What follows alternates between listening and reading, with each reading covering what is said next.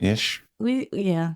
What is it? What do we Welcome to Pushing Past Polite, where you talk about what matters and make the world more just. I'm Kori. And I'm Laura. But that was so... No. That was... What are you doing? I don't know. I'm following your lead, but I don't like it. I don't like it. That was low energy, and we haven't even prepped this poor man. It has been months. Hi, everybody.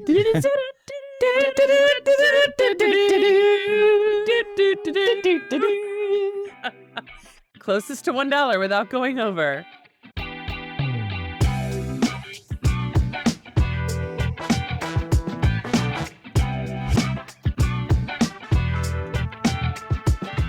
I'm Bob Barker. Remember to spay and neuter your pets. Look at you, Bob Barker. Drew Carey. Drew Carey doesn't do it for me. I mean, for anybody who grew up with Bob Barker, Thin Mike, he wouldn't do it for you. Barker's Beauties. I know. It's just different. Yeah. Yes, it's a different time. I do love that Thin Mike. Yeah, it's a different time. Totally. Well, speaking of times, we're living in a crazy one. Friends, welcome to Pushing Past Polite, where we talk about what matters and make the world more just. I'm Laura. And I'm Kori, and we're so glad you're here. Welcome back. Yes, we are. When we say welcome back, it's more of like this is a midsummer podcast. We may or may not be able to get one to you in the next 2 weeks beyond this. Let's be honest, because school's about to start soon. We got Kori cruising the Mediterranean. So just know that like we haven't forgotten about you. You have a beach week. I have a summer beach week. I do. So just know we love you. We missed you. There's a whole freaking lot to talk about in the world right now. We felt the need to drop back in, but we will still. We're going to get together. It just might be a few more weeks. We want to do after this one drops. Okay, so don't panic. It's like we're sort of the back. World. Yes, we're sort of back. And Keith's with us. Hi, buddy. Yay! Our bestie. We love this guy. All right. So Kori and I were talking yesterday about the challenge of living in the tension between the macro and the micro stressors of this world and all that's happening right now. Kori, you want to give us a little taste of what you meant by that? Yeah. So the macro stressors, we have all kinds of things happening in the world. We have a presidential election that's kind of... I'm sorry. Which adjective are we going to use for this? Yeah. 2 incumbents, one felon, one has COVID, one almost got assassinated, one may not stay in. Okay, sorry. So that. Yes. So there's that. Then we have a ongoing bombardment in Gaza that's happening. There is famine that's spreading across Sudan and DRC.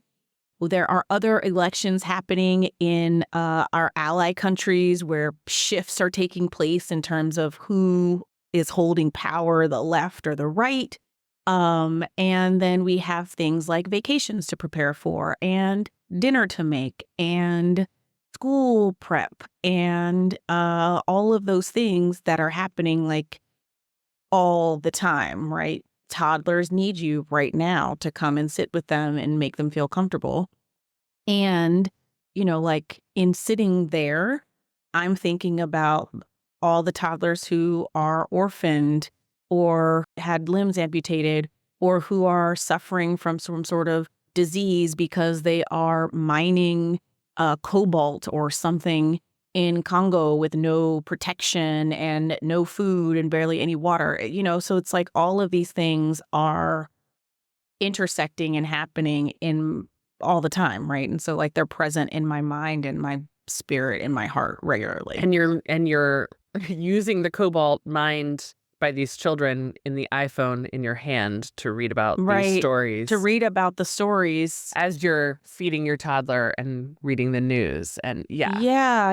And it's and there's, inflation is out of control and everything feels really expensive.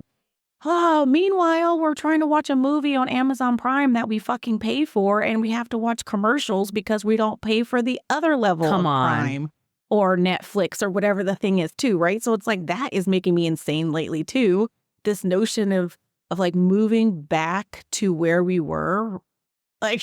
We went to streaming. Mm-hmm. I'm going to invent cable. To get away from TV and cable to avoid the commercials. And now we're in streaming. We have commercials again because Capitalism. And you have 5 bills a month, not 1 now. Now you have your stream. Yes.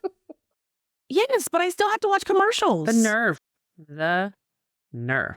And you don't own anything anymore. That's I right. use a lot of different Right. software, and it used to be you would buy a piece of software for a few $100s and then use it forever. And now, nope, it's like a few $100s a 12-month year, every year. subscription. Yes. It's like a bottomless. The joys of capitalism means that there's no competition. It's not like, all right, well, I'll go buy the competitor's product because that's physical. Nope, everybody is doing this software as a service now, and it's just. And there's exclusive content, right? Disney owns Disney stuff. Amazon has their originals, etc. Yeah. Can we just take a collective, like, deep breath? Like, it's just... Me and Keith are still holding our breaths. Thanks. I appreciate you taking part I in my need a yoga longer breath than exercise. that. I do. Maybe we We take need a 3. much longer. Maybe we take 3. I just, oh my God, the severity of what's happening in the world and the dumpster fire of all that juxtaposed with like, hi, it's time to pay your Verizon bill and like water your plants because it's been 100 freaking degrees and pack your kids for camp. And like, you have to just keep going. And so many people just can't tune in to what's happening because of their bandwidth, right? Like, who has energy to give yourself to all of this? And yet it really matters that we're paying attention because shit's going down. Yeah. Shit is going down everywhere. Shit is going down. And so let's talk about all the shit that's going down. Let's start with our own government. Okay, where do you want to start? Where can't we start? There's like so many places to start. How about the lowest performing schools, states are saying, hey, Bible is necessary. We're banning books. We need to add the Bible. Let's throw the 10 Commandments up here there. Oh gosh, I know that these kids can't fucking read and I know that they're hungry. We don't want to feed them anything. Nah. But let's make sure thou shalt not steal. The tablets are all you need. And by tablets, I mean Moses. Yeah, right. The stones. I mean the iPads. Yeah, then you've got the Supreme Court saying that homelessness is a crime. Oh, but we can take bribes as long as you don't say it's a bribe before you give it to us or before we do the thing that you're bribing us to do. We can receive those bribes, but don't write it down what we're doing La, for la, you. la, la, la, la, la, la, la. La, la, la, la, la, and la. then just make sure you pay us after. Mm-hmm. All good. And it's all good. And how dare you even suggest that we need an ethics inquiry? Give me a break. That's ridiculous. Because- Get out of here. And besides, the president's immune. He can do anything. It's in the course. He can do anything. In the He course can of do office. whatever he like. He can do whatever he like. I don't know the song well enough to sing it along with you, but I know what song you're singing. Okay, so that's executive branch. That's some legislative branch in states. I'm sure we have plenty going on. Oh, We have lobbying firms bragging about flipping seats in our Congress and Senate. we have the And- AIPAC. We have The AIPAC is who I'm talking about, bragging about investing all this money to unseat people in our government. And somehow that's okay. People don't seem to have a problem with that, which is extremely alarming that we have a external government with so much power and influence within our government. So like that's happening. we have an 80-some-year-old president who could not articulate the case for why he should be president in the first debate. When the bar was set very low, it could not be cleared. We have a candidate on the GOP side 34 now that felonies. he a rapist, a felon, a swindler. He's like literally just a crook. Like everything about him is the worst Of humanity. Consolidated into an individual. He's a narcissist. He has little man syndrome. He has no empathy or compassion for anyone outside of himself. He is a sick person in his head. Mm-hmm. And meanwhile, people who look like me who've been to jail for marijuana or something like that, they can't vote at fucking all, right? It's like the regular old Joes who have a felony conviction aren't allowed to vote at all, but somehow this guy Can run for the highest office. Wait, they can't vote. They can't get jobs. They can't get housing because all those applications ask you if you are a felon. if you have ever been a convicted felon. But we can go ahead and pay for him to live in we the can people's go house. ahead and yes, somehow that's okay. Like what? We have Nazis marching down the fucking street In Nashville, weekly. in Nashville. Weekly, monthly, regardless, regularly. Too often, right? So like, and people don't seem to be up in arms about that. But let somebody practice their First Amendment right in an encampment somewhere, and we have riot police on a college campus, and we have riot police out there. But where are the riot police when the Nazis are marching? Maybe they're wearing the masks and marching with the Nazis. Or at least not, I think back to January 6th. Why aren't they showing their faces? Right? They are unmasking people at encampments and pulling hijabs off and pulling face coverings off and masks off. And then we have literal fucking Nazis walking down the street in the city I was born in. And there's no police. This is America. Yeah, so much to say. I think the narrative, what I kept hearing after the assassination attempt on Trump. Is that what we're calling it? I don't know. Who even knows? Who knows? I don't want to be a tinfoil hat kind of girl. But look, how about what happened at the Trump rally? Let's also say this. It's Friday, July 19th when we're recording this. By the time this gets out, who knows what else may have happened in the world? Perhaps we'll have more data on the fact that this was or wasn't. Perhaps Biden won't be running anymore. We don't know. We don't know. Yeah. The fact that there's a question, I feel like, is indicative of the kind of character of this person, right? The fact that we even did he stage that? He might have. Right. Did he stage? Right. I know. I don't want to get bogged down either, but there is some talk that he didn't actually get hit with the bullet. Like when they were asking for clarification, they won't offer it. And a lot of people seem to think that the bullet hit the teleprompter screen, which is glass, and a piece of glass hit his ear.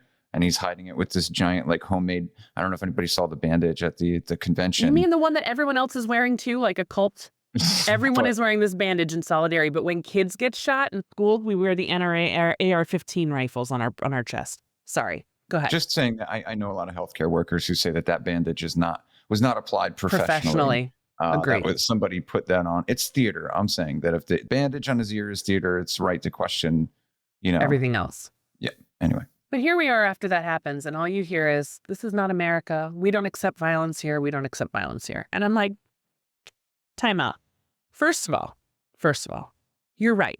Violence is not a great thing. But this is absolutely what we do. 100% America. This is absolutely what we do. This is the candidate who says he can grab women by the genitals.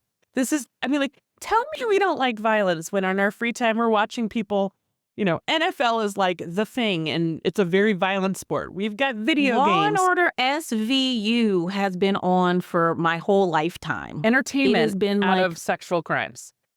Sexual crimes and violence. How many Law and Orders are there? And CSIs, all of these criminal, violent, Dateline, all of these things. This is what people are consuming to decompress? To decompress.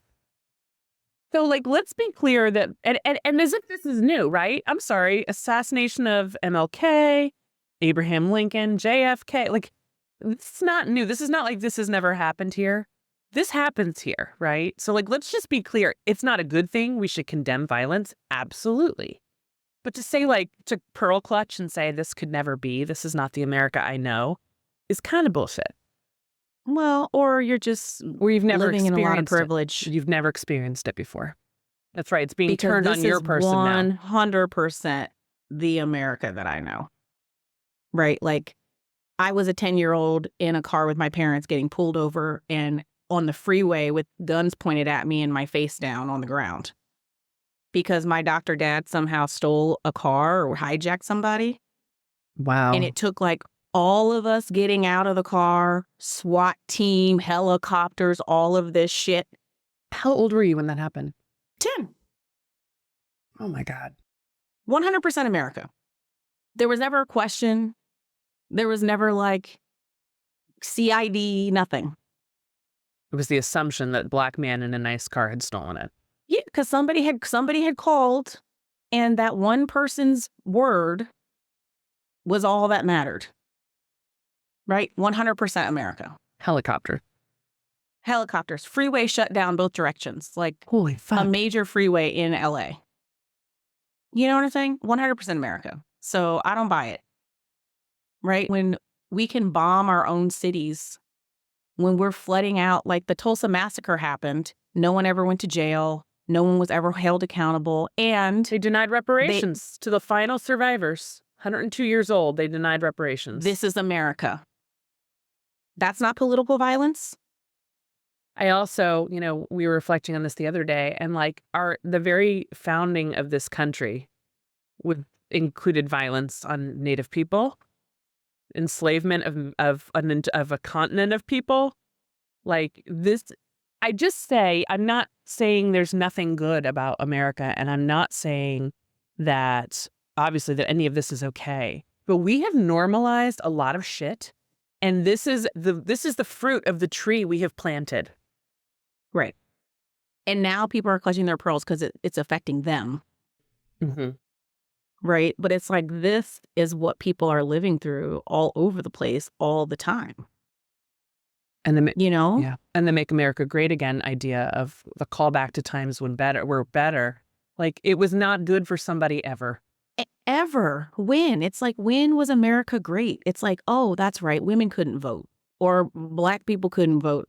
Or white people and people of color couldn't use the same bathrooms, schools, water fountains, restaurants. Redlining in neighborhoods, couldn't get a mortgage. Yeah. Right? The good old days. We're reaping the implications of all of that, right? Until we deal with the root, we will continue to get the fruit. Oh, look at me, rhyming. Didn't mean to. It's just... the shock is just what shocks me. The shock shocks me at this point. But it feels so performative. Like, it's not even a real shock. You know what I'm saying? It's like, if we can sit here and watch a genocide happening on our phones, and we can sit here and watch children digging through mines for things so that we can be on our phones watching them dig through mines, right? Like, why is that not shocking? If Sandy Hook happened, and then I don't even know how many mass shootings in schools have happened since then, right? Like, why are we pretending to be surprised? We haven't done anything to have different outcomes. And so, like, that shock is just performative to me, because you haven't done anything to have a different experience. Or there's some crazy cognitive dissonance. Yeah, that's the most generous. America is. Yes, that's the most... America is crazy cognitive dissonance. If you can sit here and be like, I live in the land of the free, then you are full of shit. Because this freedom that you think that you're experiencing is literally on the necks, bodies, blood, and bones of other people. The kids from Sandy Hook were supposed to have graduated from high school this year. And we've had since then all these other shootings in schools. Now we have law enforcement doing trial runs in schools, traumatizing kids to pretend and prepare for a shooting. What the actual fuck? I think it's cumulative, right? Like, at least part of it is because of Sandy Hook. We've gone through it. We did have the shock at the time. So now it's sort of like, okay, somebody climbed up. But it's like we had Columbine. So, yeah. Why didn't there something change after that? Like, why did we have to have Sandy Hook? Agree. Yeah. And everything that follows. Why did we have to have Uvalde? Why did we have to have Virginia Tech? Like, what? Virginia Newtown, Tech. yeah. Why, like, Newtown? Why did we have to have all that? We had Columbine. Columbine should have been like, whoa. Yeah. I think it's just from like an individual level, at least for me and a lot of the people I know, there's like this element of learned helplessness a little bit.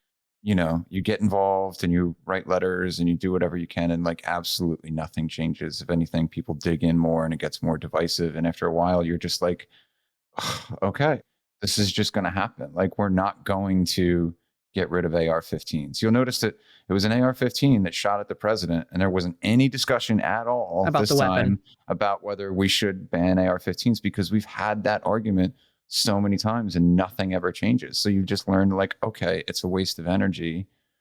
we'll move on. I don't know. So one of the items that's bothering me lately that we didn't talk about, it's not even getting a lot of coverage, is the world's richest man, Elon Musk, is donating to the Trump $45 campaign. million a month. $45 million a month to the Trump campaign.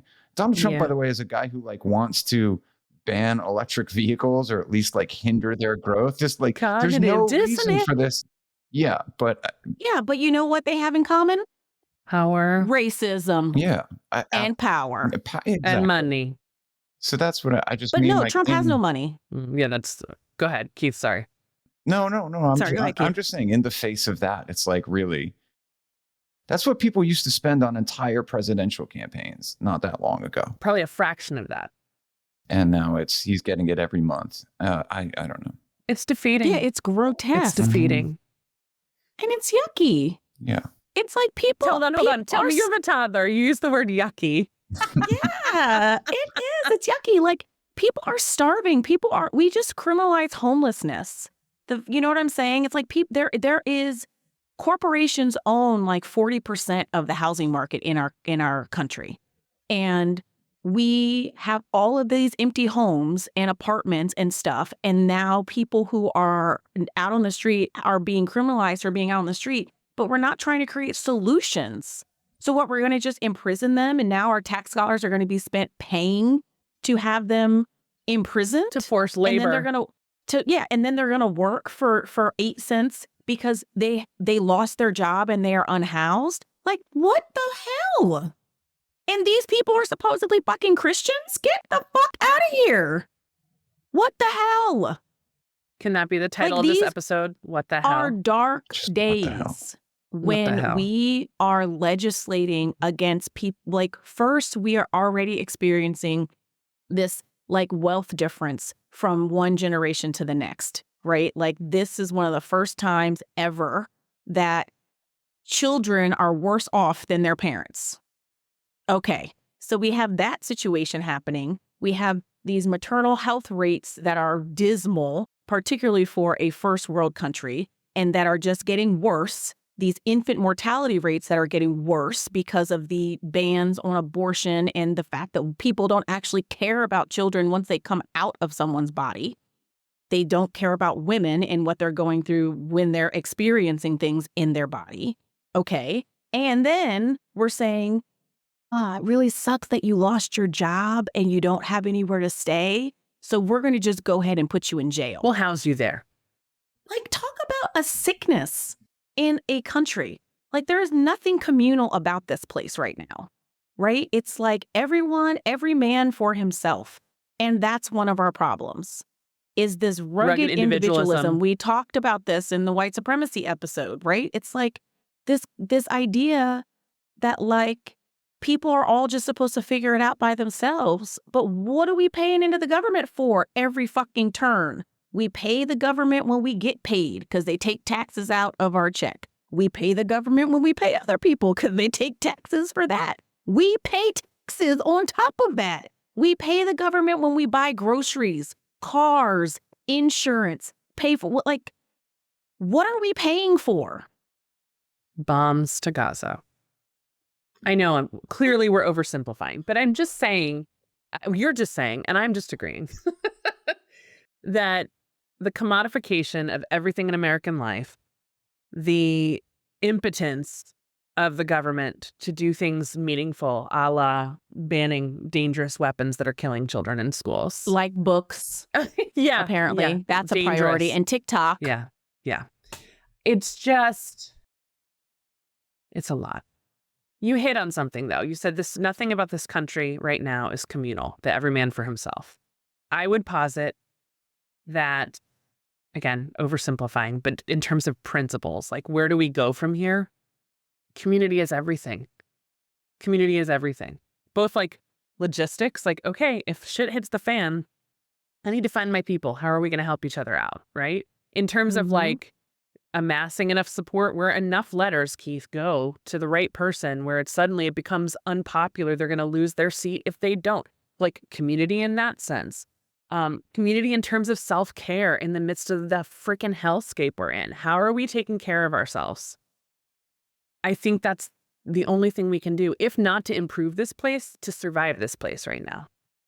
I'm hopeful it's both. But at the very least, we have to survive before we can do anything else. Yeah.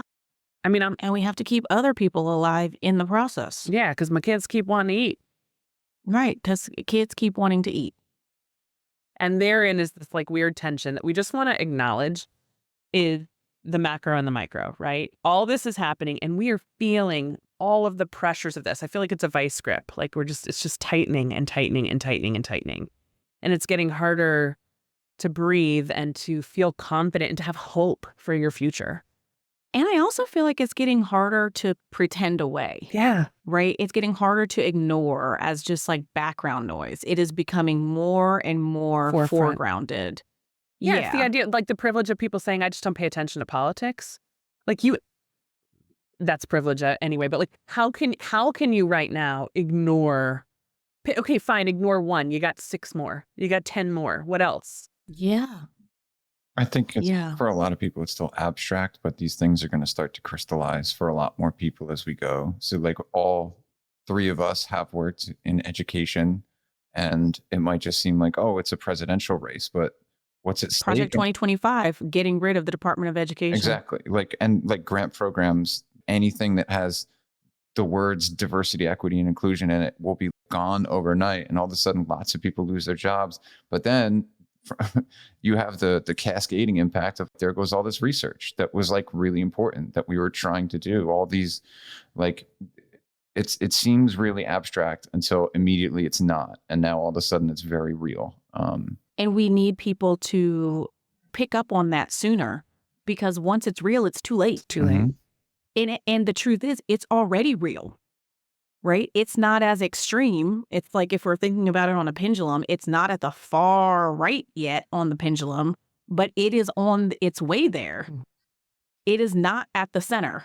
Can I also just point out, like, okay, so obviously education is very near and dear to all 3 of our hearts.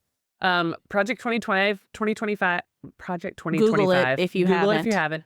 But also calls for the dismantling of NOAA, the National Oceans and Atmospheric Association. Yeah. No weather reports, no hurricane warnings, Correct. no nothing. Well, you could get them, but you'd have to pay for them. They would be outsourced to private companies. So you'd have to sign Capitalism. up for like a tornado warning. So only people with disposable income Privilege would be able to know that there's a tornado coming. People with economic privilege. Seriously. I mean, even just thinking about that, and that's what already exists, right? Thinking about what happened in Texas just the other day, the Burl. It's Burl. like Burl. Well, we call My it cousin Burl. I call it Burl. I've been saying the name Merle, of the but okay, we'll go with that too. It's feel like Merle. Okay. I get that. I get it. Okay, that lady. Yeah. Anyway, the people who had power were the people who were in the more affluent communities, the people who had power or had power restored quickly, right? And other people had no power for a week or longer as a heat wave is moving through.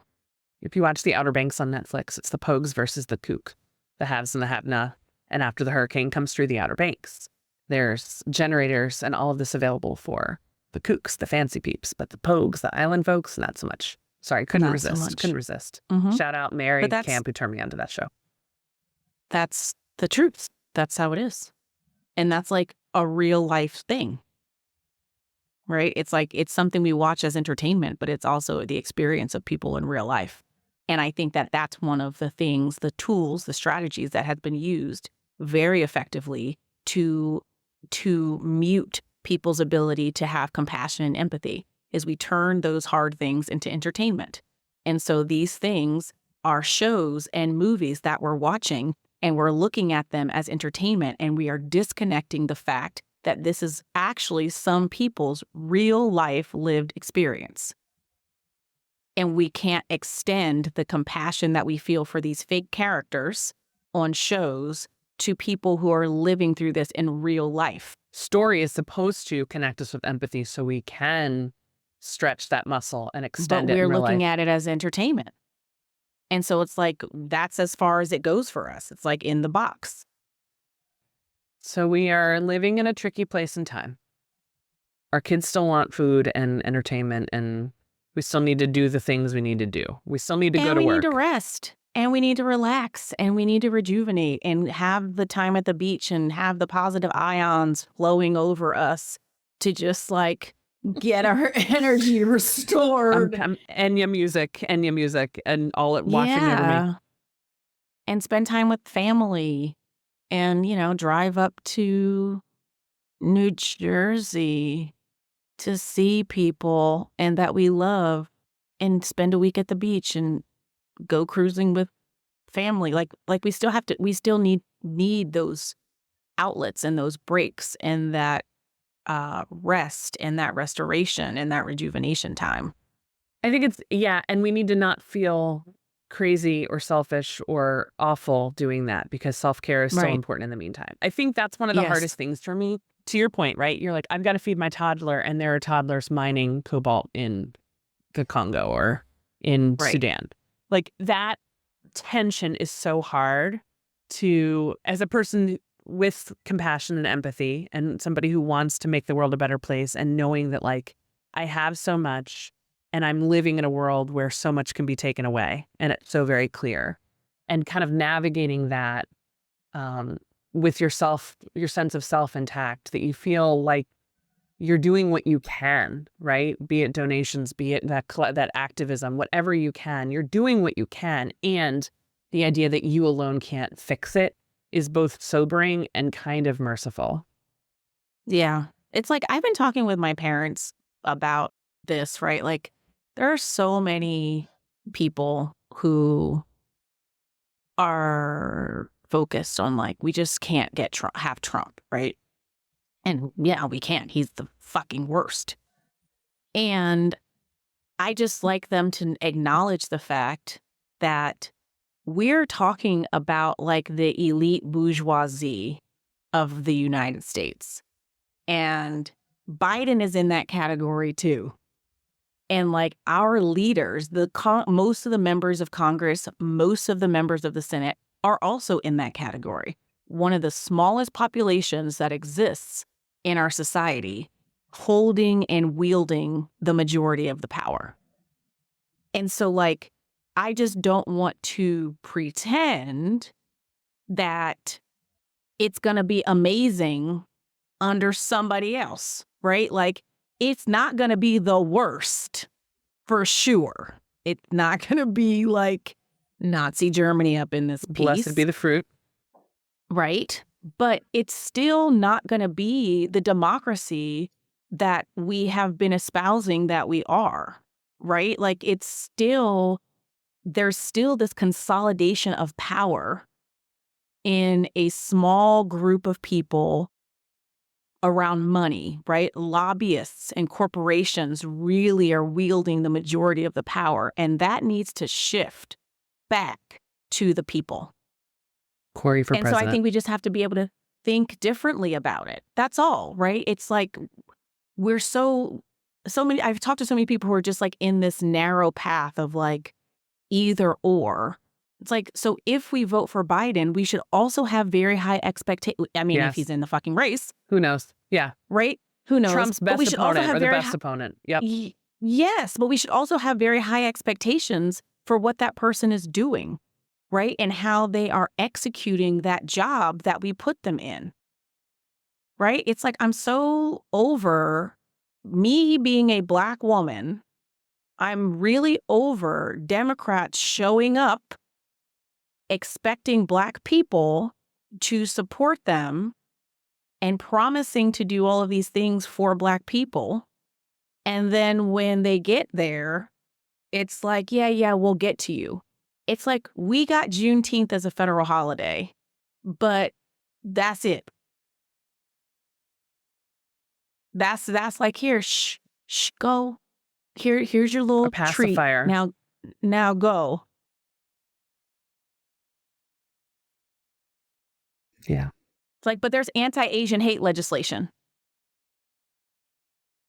Which is a good thing. Passed. Which is a good thing. Yes, which is 100% a great thing. But it's like, so we saw increases of assaults on the Asian community during the heavy parts of the pandemic, and legislation was passed to protect that group of people.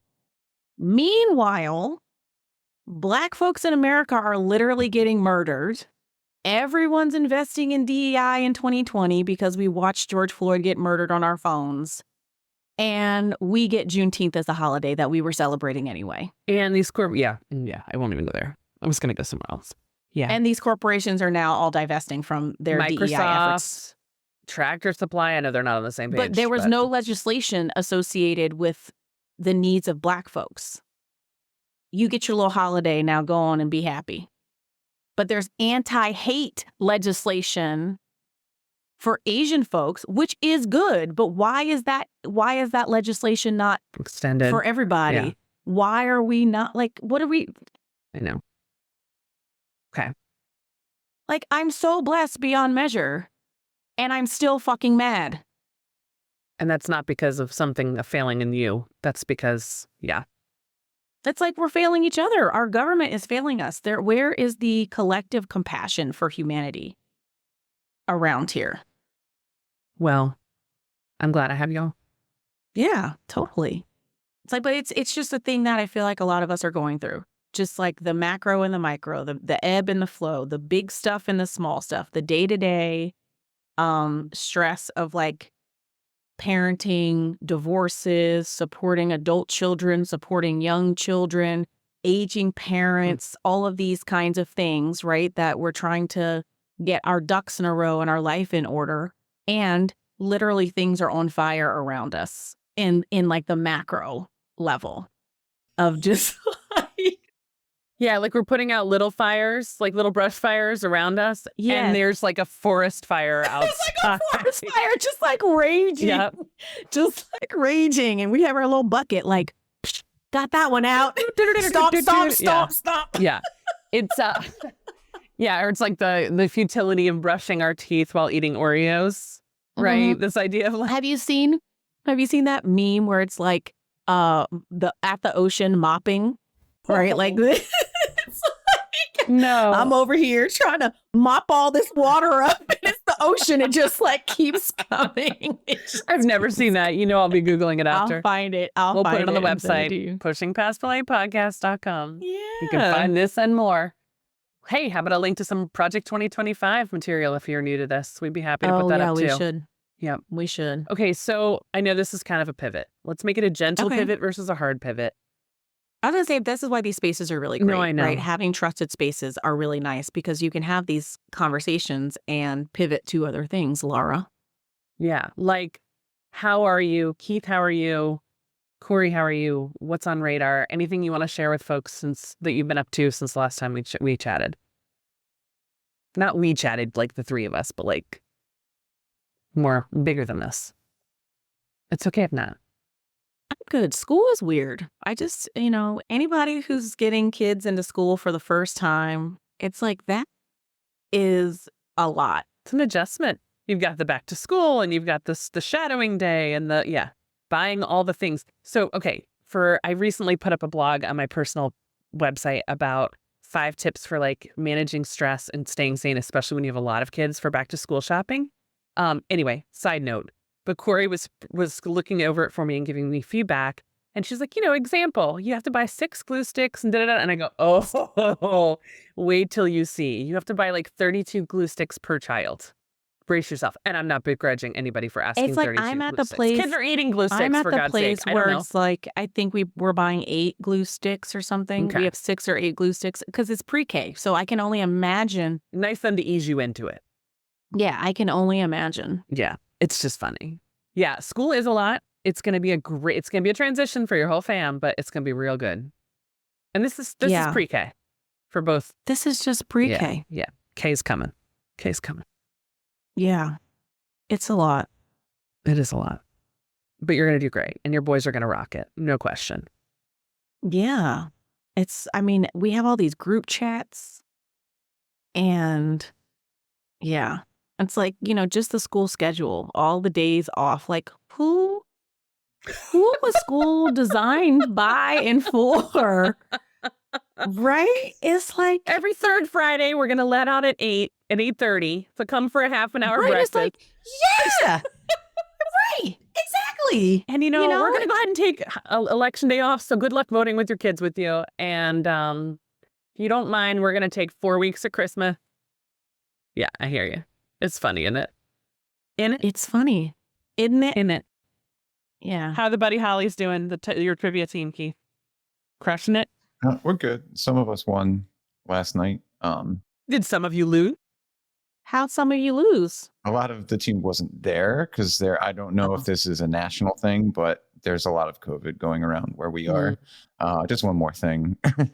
one more bucket that I need actually to worry think about. it's an international thing. Yeah. Because we were on a call about our trip and they were like, COVID is starting to pop up. Oh, Kori on a cruise. Oh, please no. I know. Look it. I already have my Lysol spray. I have a case of disinfectant wipes coming. Like I'm going to be ready. Are you going to mask during the flights? Probably. Well, I don't know if the boys will do it. I understand that. I was going to say, I'm a nut. I'll do it all because I don't want to be sick on a trip. If you spent this kind of money and this kind of time planning it, germs, stay away. Not today. Yeah, not today. Yeah. Spray it all. Oh, God. Sorry to put that in your head. It's going to be fine, Kori. Don't worry about it. Go ahead. Keep going. COVID's going around. Buddy Holly, as some of you show up and win it all, the rest of you, you don't get to share my trophy. Yeah. No, I mean, I'm more concerned with professional stuff, as you guys know. I'm sure whatever happens, I'll be fine, but that's managing a lot of emotions for you in your personal life too, amidst everything else going on. Yeah, it's just a lot of change. I don't know. I feel like a lot of us sometimes we gloss over how we talk about how crazy things are right now, but looking back the last handful of years, what we've all gone through. What are you talking about? The last handful of years? Our whole fucking lives. Millennials? Are you serious? It's like been our whole lives. Yeah. Like we could point to something like every 3 years from when we were born, or let's say when we were 10 years old or something. We could point to some sort of fucking something. Sure. Yeah. I just like the pandemic.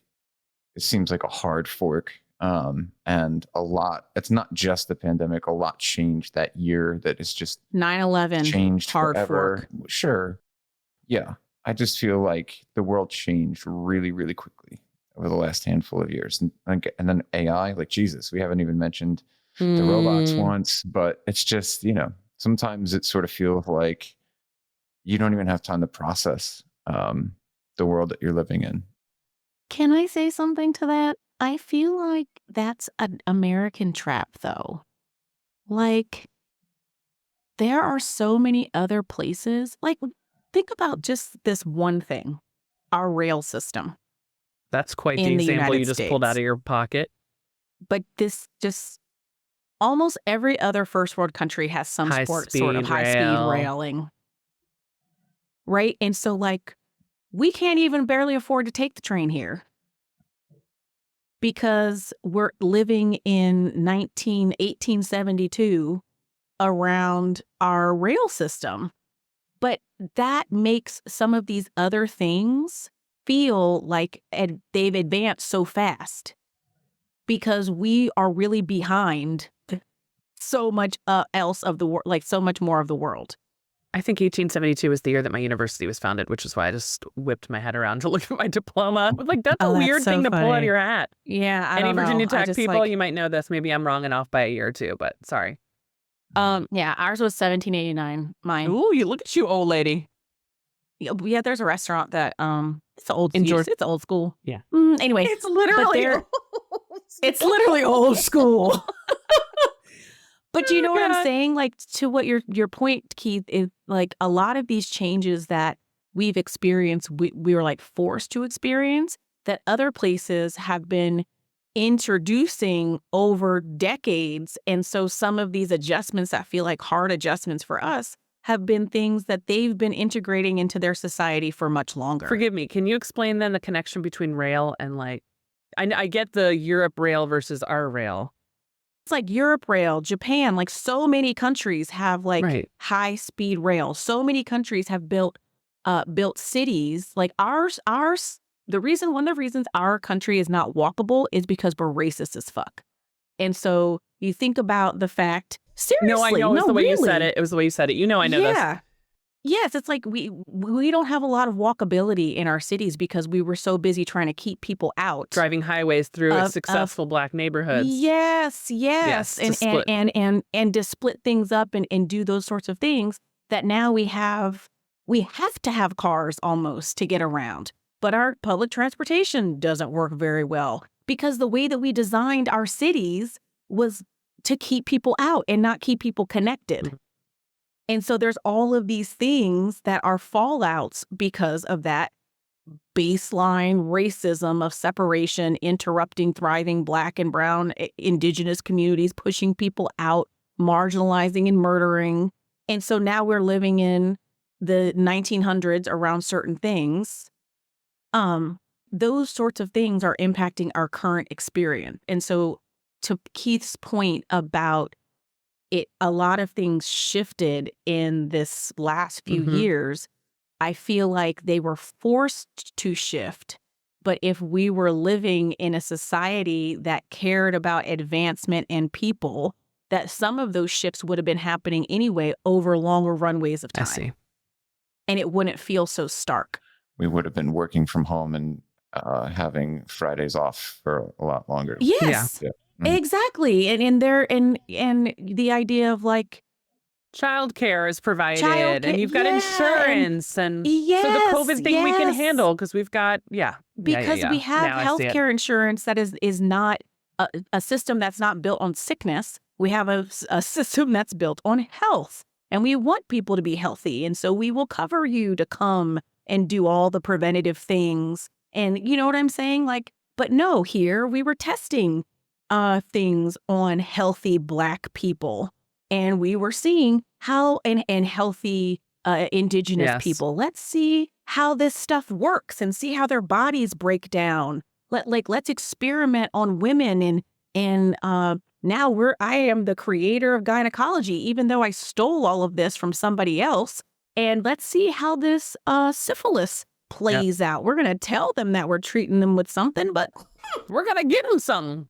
let's see how it shakes down. And let's throw these blankets on these indigenous people as they do the Trail of Tears, and let's see how how the disease works through them and how their body changes and breaks down. That's what we've been doing. So it's like we've been forced to like make these advances and these shifts and like engage in these new things because we have to be able to compete in some way, but we could have been doing this All for along. ages. We could have been doing it for a long time. So using your Europe example, I might be able to tie up with a little bit of optimism here. I need it. So Yeah, please, because I got to feed kids, and I got to be. They're coming up from camp today, you guys, and I need to be really cheerful. okay. They're gonna be here in an hour, and I'm not ready. But Um, why is this not optimistic? what I'm going to say is it's not going to start optimistic, but I'll get there. Okay. I promise. Okay. So we're You got talking to work. You got to take Corey's hand and get her to optimism. how all these European countries and Japan, a lot of places have all this sort of advanced transportation infrastructure, and they're just like China. better designed than we are. Singapore. A lot of that, not a lot, maybe. Excuse me. I might have COVID. So Don't. a big, God. a big contributing factor to that is the fact that they had World War I and then World War II. World War II more specifically, where a lot of these places got destroyed. It was horrible. And because a lot of their infrastructure was destroyed in the 1940s, then they were rebuilding. They had it created an opportunity to redo. 1960s. Whereas America, which we've never gotten bombed, our stuff was built in the 1900s, 1910s. That's why we have a lot of these differences, is because they sort of had this opportunity where everything was so shitty and so broken, and they could be like a little bit more intentional about how they were going to build back up. So as an analogy for where we are now, if we're looking at this country as being broken in a lot of ways, and it is for a lot of different people, hopefully when it gets so bad that everybody agrees that it's broken, it serves as sort of this collective opportunity to say, well, let's try something different. Yeah. I think the challenge is that people don't agree on what's broken. Mhm. Right? I think people agree that it is broken, but They we point to don't different agree. problems. Point to different problems. We don't agree on what's broken. Right? It's like at the RNC, they're handing out they were handing out flyers about saying mass deportation, like send them all back. Yeah. And it's like, That ain't your problem. well, you should look in the mirror, bitch. Why don't you take your ass back to Germany or Poland or Italy or wherever the fuck you came from? Like, who are you talking about? Mhm. Who are you talking about? This is where leadership really matters too. And I've been astonished by the lack of leadership exhibited by these two candidates and the lack of vision. I'm not as bad as that guy, and get rid of the illegal kind of shit, right? Yeah, agreed. So I am sincerely, to Keith's point, sometimes you have to hit rock bottom before you can fix, right? Sometimes on individuals' journeys, on society's journeys, why would we think we are going to be immune from turmoil forever? Like I think our day is coming to decide what we want America to be moving forward. And I think I'm hopeful that if there's a shakeup in who's going to be at the top of the ticket, there could be some room for infusion of new ideas, some actual like inspiration and bringing people together. I don't know. It's all the hope I can cling to right now. It's all the hope I can cling to is that the rock bottom hits and that we have some emergence of leadership and people with vision for how things could be done better. Sure. And I think the other part is like people need to come together and actually just talk. Like my experience as a millennial Black mama, whatever, and your experience are just different. And so, but us being able to talk helps you to at least have some insight into my experience. I think the other part, though, is people need to care because it's like we can point to all the examples and all of the ways that this is America and all of the ways that it has been done differently, successfully, and pulled back. And I think, Keith, you pointing to World War II is a fabulous example of how the United States was able to create universal health care quick, fast, and in a fucking hurry when they needed women in the workforce because all the men were off to war. And so we sure were able to figure out how to take care of these kids so that the women could work and keep the clogs moving, right? And so it's like the solutions exist. It is 100% possible. But do people who aren't feeling the pinch of it care enough to support the creation of these kinds of spaces and opportunities so that all people can feel like they're thriving? Yeah, it works for them. And the answer is no. Well, at this moment. Yes, correct.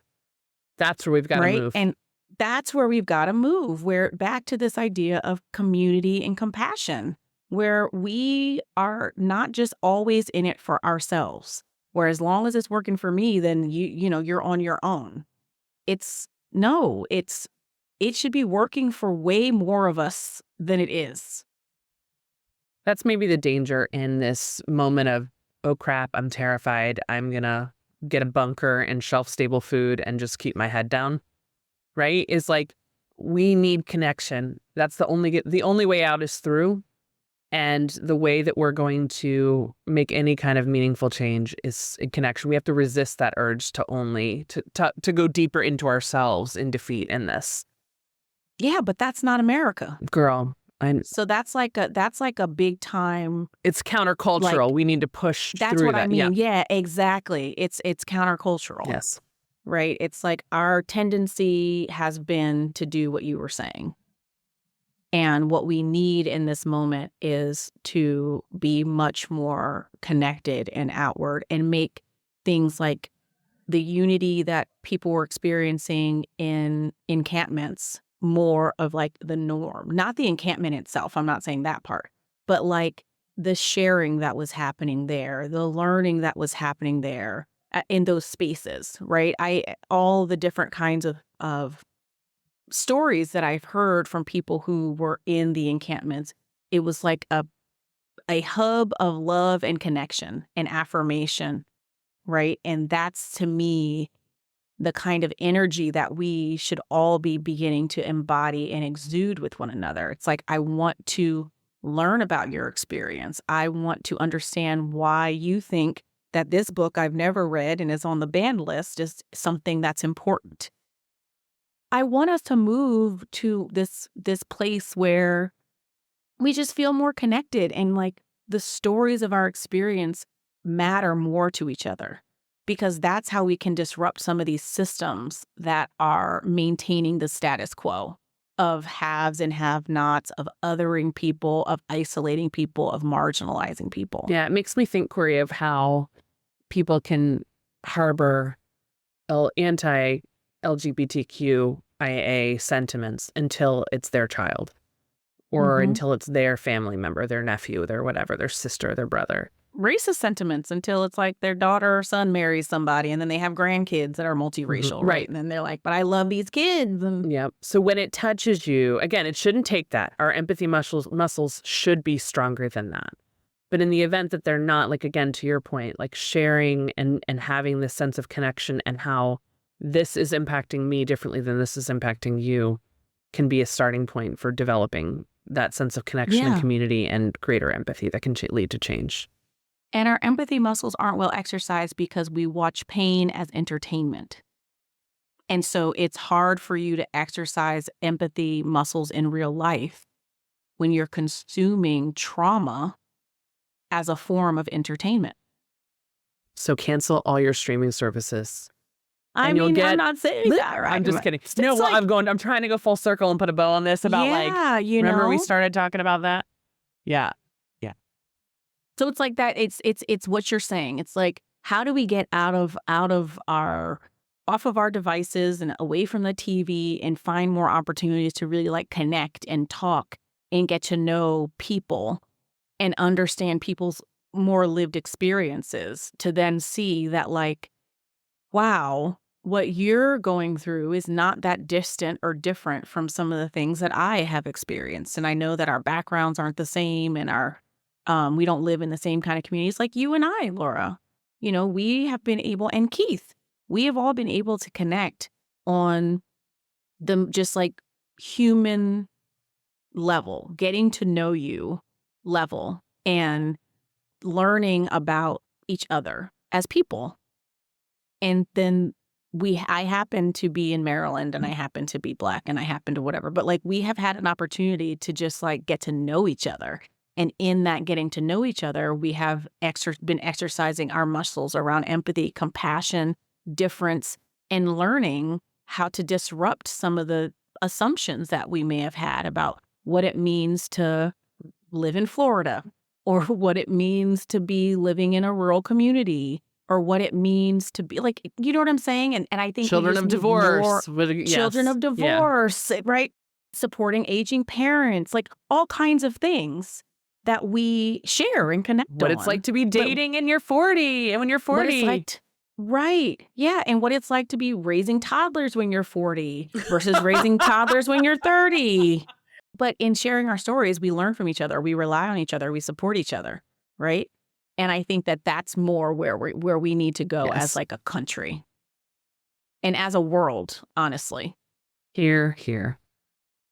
Is that better? A little less doom and gloom?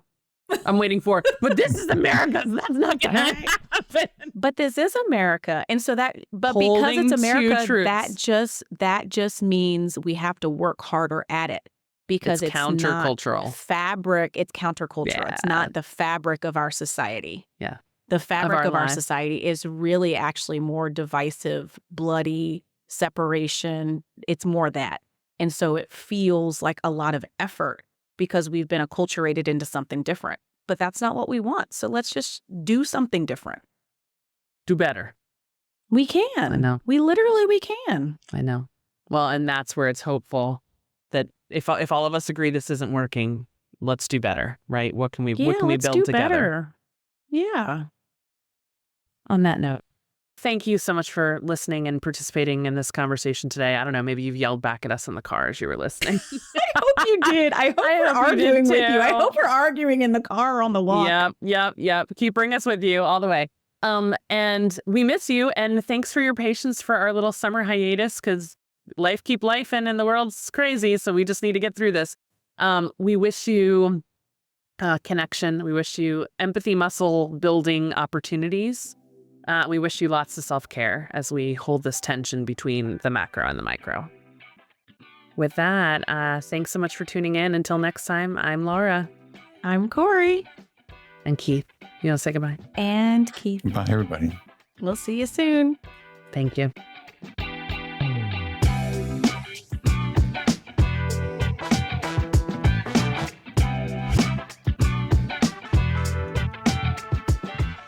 Thanks for listening to Pushing Past Polite. We encourage you to go deeper in your trusted spaces and find new space for good conversation. You'll find episodes, transcripts, and lots of other goodies at our website, PushingPastPolitePodcast.com. You can also connect with us on Instagram, Facebook, and TikTok at Pushing Past Polite. Pushing Past Polite is an independent podcast with Kori and Laura from Just Educators.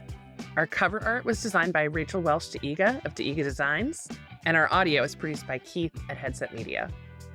Until next time, don't get stuck talking about the weather. Push past polite. See you next time.